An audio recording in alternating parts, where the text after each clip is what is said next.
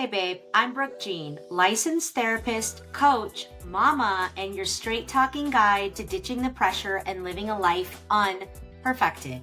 I've coached some of the top C-suite women in America, women leading billion-dollar companies while secretly falling apart. I've been her.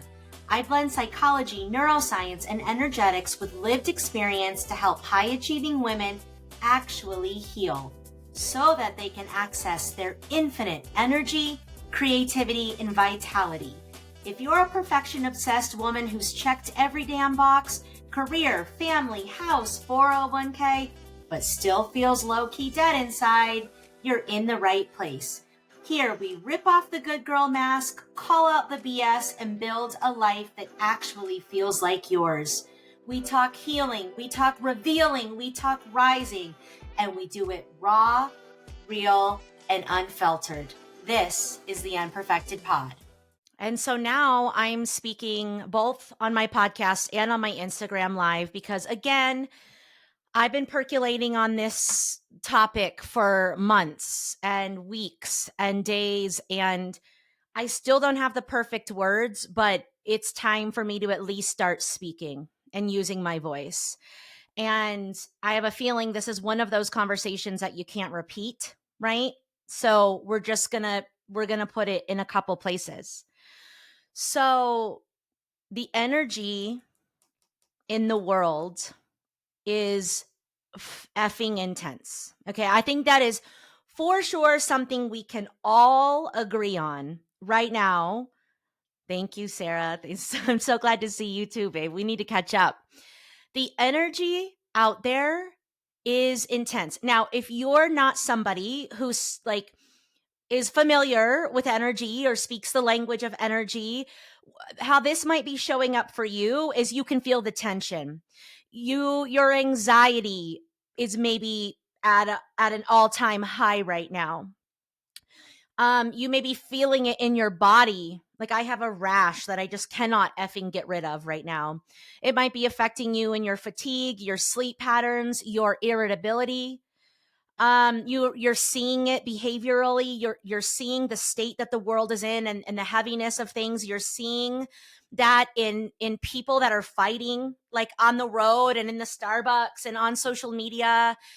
And it's like, there's these really, really hard things that are going on in the world right now, right? Between the genocide and American politics. So I'm American. And I don't know if you guys knew, but it's a hot mess express here right now. On top of all of that, I'm a mother. I have two children. One is 22 and one is 7. So I have two kids in two totally different generations that I'm trying to lead through this wild and ridiculous time. And then on top of all of that, I'm a therapist. I'm a coach. I sit with people in their pain. I sit with people as they explore their pain, but also the truth of who they are. I uplift women. I inspire women, right?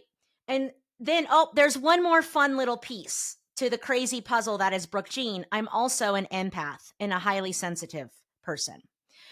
So, for example, a couple of days before the Charlie Kirk thing happened, I was like sick in bed energetically. And I was like, okay, something is happening, something is coming, because I always get really unwell energetically. And then a couple days later, like the world is on fire, literally. And I'm like, okay, this is what I was feeling. Okay, you're feeling it too, Sarah? Okay. So I keep referring to this crazy time as a pressure cooker. And then here's a layer to this complexity that I want to add in. And I want to speak for those of us that are so sick and tired of feeling like we have to choose a side when we know in our hearts and our souls the answer is way fucking bigger.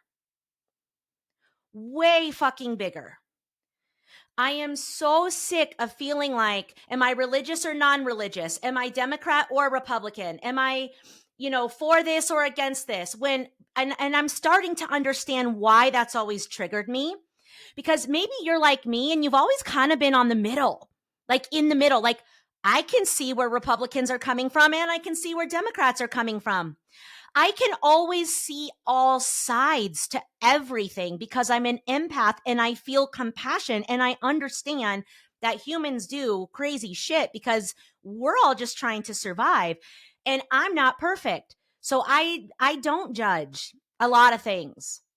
So what I'm realizing is now in the most polarizing time of my existence, my 44 years of life, instead of getting sucked into this vortex of choosing a side and projecting your fears and your anxieties, which is exactly what your brain wants to do because it just wants to keep you safe, I am feeling like this is supposed to be the remembrance.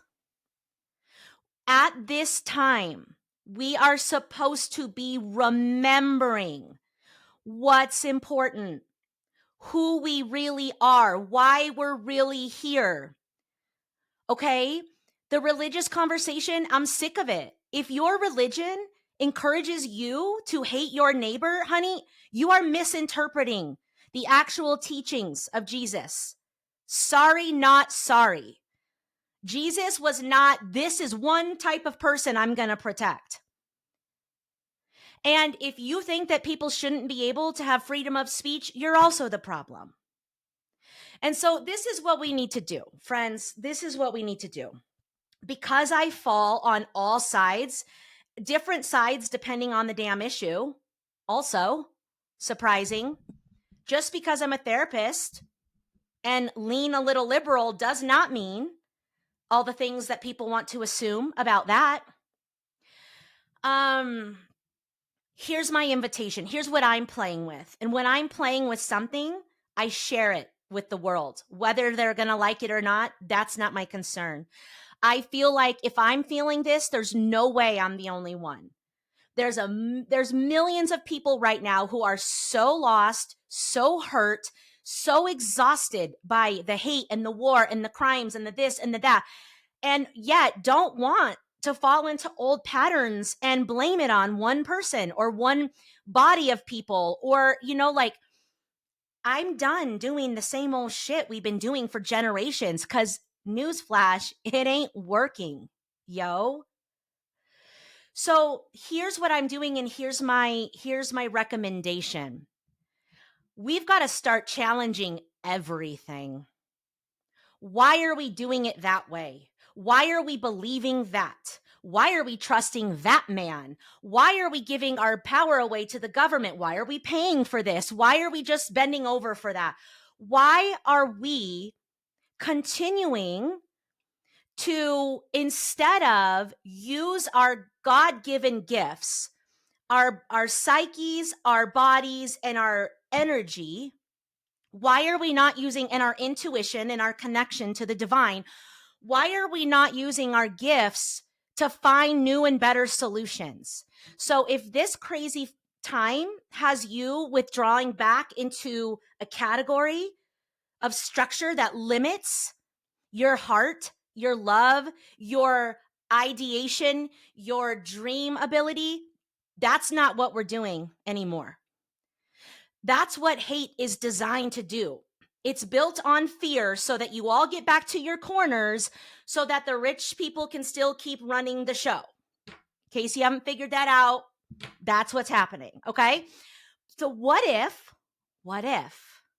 instead of doing what we've always done, which is go back to our corners and fling our poo on each other, what if we step outside of the ring for a minute? Start looking around, remembering how small we are in this big, beautiful existence. Hug a tree, regulate your effing nervous system, open your heart, and challenge everything. Challenge everything. I want you to challenge your own thoughts. This is, as I'm looking at, like, how did we get here and how is it so messy? It's like we're believing our own fear-based thoughts even though we know they're limited. We're falling into, hate potholes, even though deep down that's not at all what we stand for. And I don't care what side of any of these arguments you fall on. I don't believe that you, in your heart, want to hate somebody. I don't. Now, there's some people, but I'm talking to people on Instagram. I don't think you want to have hate in your heart. I don't think that's how you are. I don't think that's who you are. I think you don't want to be scared. I think your brain doesn't like knowing when it doesn't have control what to do. And it's easier to say, well, it's this person's fault, and it's that body's fault, and it's that population's fault, and it's that subculture's fault. Guys, the problem is even bigger than that, but we have to zoom out and calm the F down and take care of ourselves so that we can connect to our heart and then start challenging things. Because here's the good news, honey. I know that was a bunch of depressing stuff, but I'm naming at least my experience of what's been happening over the last, honestly, since COVID, right? This pressure cooker feeling. I've been naming that the pressure cooker since COVID and saying it can't get worse, and it just keeps getting worse. And I'm like, are you effing bloody kidding me? Like, how? So it's getting here. So it's getting worse because, like, God, Mother Nature, the universe, whatever you subscribe to, is going to keep giving you the lesson until you learn it. You know, you're going to keep dating assholes until you remember your power and you hold your standards and you start embodying self-respect. You're going to keep lashing out at your kids until you learn that you have an inner child you need to heal, and you get the help that you need, and you regulate your nervous system, and you start breathing and stepping away. Like, God, Mother Nature, the universe is continuing to give us this lesson because we are not learning it. We are not learning. We are continuing to fall into the traps. And so to me, the lesson is a remembrance of who we are as humans in humanity, our energy, our life force, our heart, what we can create using that. So I've been thinking a lot, like, I feel called, I feel like I'm being summoned, promoted begrudgingly to some role that helps us remember this. But it literally feels bigger than leadership. It feels like a movement of remembering humanity. It looks like breaking free of the confines of societal conditioning and programming and starting to think big and starting to think out and with our hearts. It looks like everybody healing so that they can actually remember the truth, which is that we're actually all one and we're made of love, period. It's a waking up, but it's a waking up together. And then it's using our God-given gifts to create new ways of existing as humans, new structures. Like, what if all of this is happening so we can burn the shit down? It's not working for us. But it's going to take, it's cool, Brooke, you're calling out the problem. Welcome to the club. Millions of people are calling out the problem. So now what do? Well, we spend time in stillness, contemplating and feeling into these types of things, these big girl conversations. Instead of fixating on your neighbor or gas prices or your boss or why that launch bombed or your kid's imperfect behavior, I want you to zoom out and I want you to meditate and go in nature, and I want you to ask some deeper existential questions, honey, like, who the hell am I and why am I here? Did you know that there was a 1 in 400 trillion chance that you were born? 1 in 400 trillion chance. You're going to tell me that that's not on purpose? You're going to tell me that you're not special? You're going to tell me that there's not a reason for that? I think this pressure cooker is to get us back into why we're actually here. And You don't have to put pressure on yourself to figure it out. What we just need to do is zoom out, stop getting distracted by all the nonsense, stop hating your neighbor, stop fighting with people on social media, stop allowing the government to make us either Democrat or Republican. Stop believing everything your church tells you. Stop believing everything the news tells you. Guys, get with it. And go out in nature and ask your heart what's up. Ask Earth what's up. Ask God what's up. That's where we're going to get to the truth. That's where we're going to get to the remembrance. And from there, we can start to have group conversations that are productive and meaningful. I don't want to, like I see so many posts on social media, and I understand that people are hurt. I understand that people are advocating for their people, but it's like, if you're wanting to cut out an entire you know, group of human beings and no longer have any conversation with them, how are we going to get to a solution? How are we? I want to have deep, meaningful conversations with you if you feel differently than me, but not from a blaming standpoint. So we've got to zoom out and get some freaking perspective, my loves. From there, we need to regulate our damn nervous system and stop believing everything we think, because your thoughts are literally coming from your ego, which is fear, and your protective parts. Nobody wants to feel. It's easier to shift those vulnerable, impermissible feelings that you have right now around the state of the world, like hopelessness, despair, deep grief, deep worry, rage, loneliness, rejection, instead of growing our emotional intelligence, capacity, mastery, and agility. Instead of doing that work, we're continuing to fling our poo on each other. And guys, that's just not going to get us to a better place. The answer is never division. The answer is never hate. The answer is never blaming. The answer is always going within first and cleaning up your side of the street. And then once you've cleaned up your side of the street and you can have a decent conversation because you feel like you're in your body and you're in your heart, you're not in a damn trauma response, then we need to have hard conversations with each other, with our kids, with our families, with our religious leaders, with our government leaders, whatever. But I want to make sure that we don't miss over the lesson, which is what we've been doing isn't working because we've been disconnected from the divinity within and from love. We've been disconnected from the divinity and within, the divinity of within and love for so long that we've started really subscribing to hate and fear-based tactics. Fear sells. But what is it costing us? It's costing us everything. So I'm sitting with these deep contemplations like, okay, I feel this summoning, this rise in me to rise above the othering, the hatred towards each other, the categorizing, the bucketing, the blaming, to rise above and to get into my heart and to work on keeping my heart open during such a shit show of a time.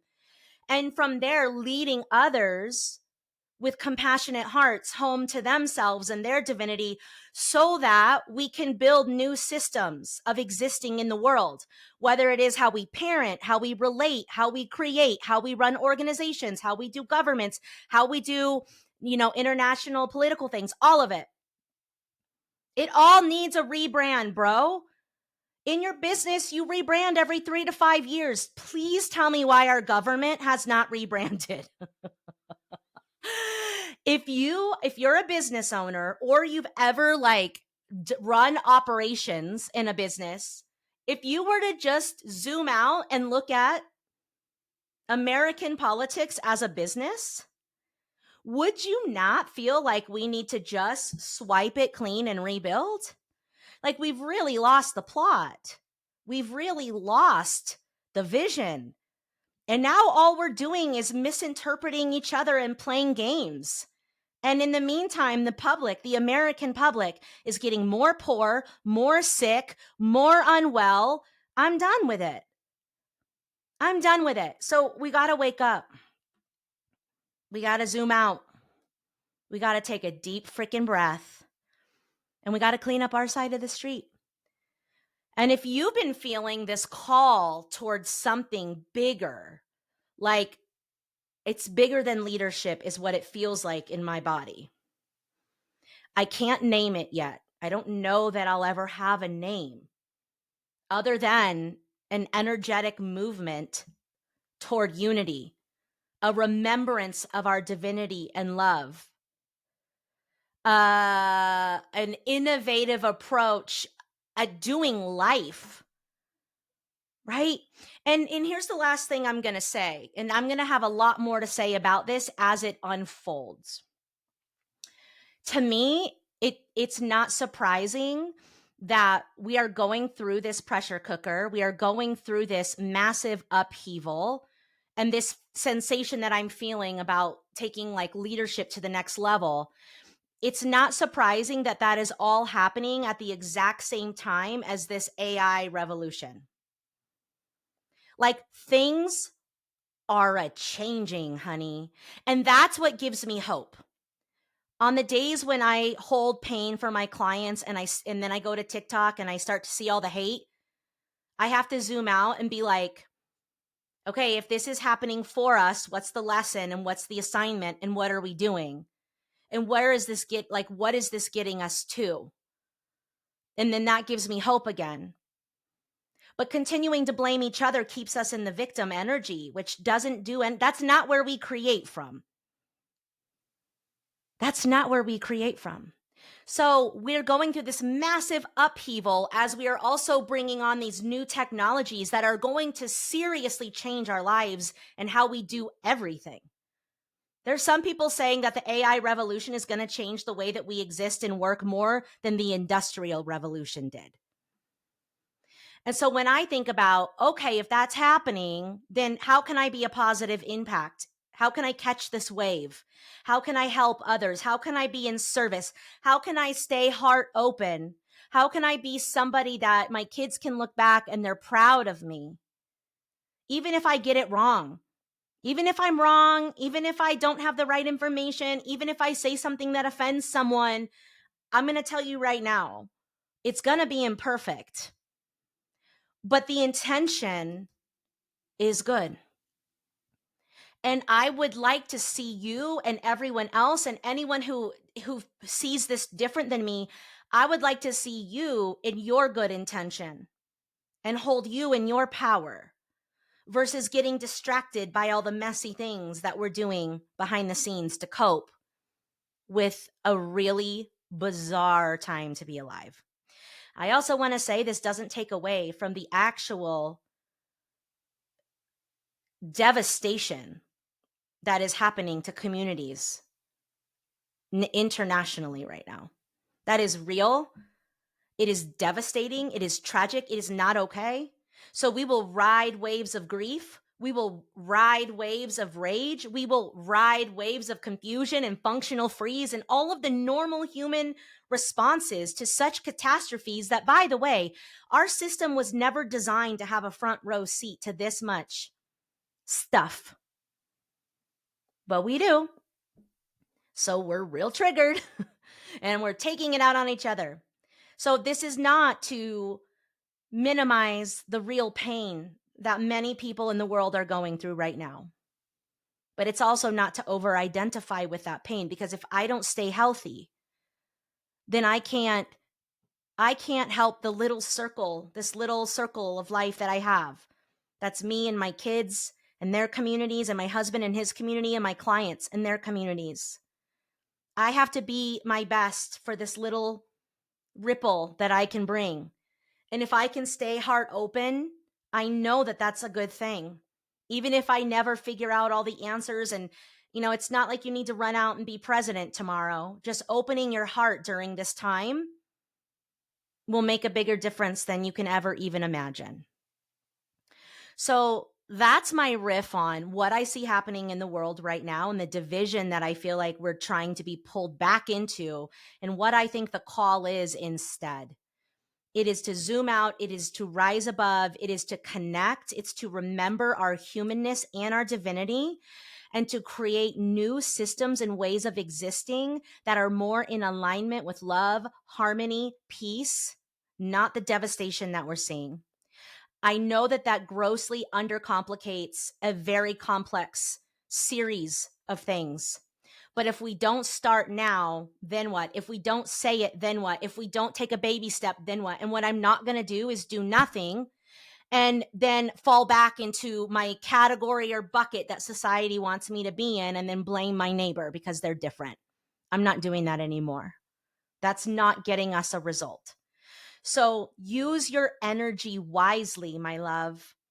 If your energy isn't going towards your own self-nourishment, taking care of your loved ones, pouring into your mission or your work or being in nature or uplifting yourself or others, then I want you to challenge it.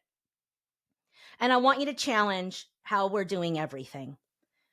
Even if it's just like a simple, why are we still doing it that way? Why are we still believing this? Why are we still giving so much power to that? Get curious. Again, not from like a shaming the other or a judgment, but from like a real curiosity, like, what are we doing here? And in the meantime, you guys take a big, deep breath. Your breath is a free and powerful tool that will help you open up your heart and regulate your system so that you can think for yourself, so that you can take the next right action for you and your family, so that you can remember the divinity within, so that you can remember that you're loved. Take a freaking breath. And we're going to have a lot more conversations just like this. Okay. So that's all I got for you guys today. I got to run because I got a podcast interview. Take care of yourselves and therefore each other. And I'll see you very soon. Bye for now. Hey boo, if you made it this far, I know you're serious about healing, revealing, and rising, living a life unperfected. Just by showing up, you're telling the universe, I matter, I'm ready. So don't be surprised if things start shifting in your favor. If this episode moved you, do me a favor, rate and review the podcast on Apple or Spotify. It helps us reach more high-achieving, high-performing women who are ready to stop pretending and start living. And if something really landed, DM me on Instagram at BrookeJeanUnperfected or share a clip and tag me. I want to see what's moving through you. And hey, don't forget, you can watch this episode on YouTube and join my brand new VidMe membership for exclusive content, coaching, and community for only $35 a month. We're not just talking about rising, we're doing it together.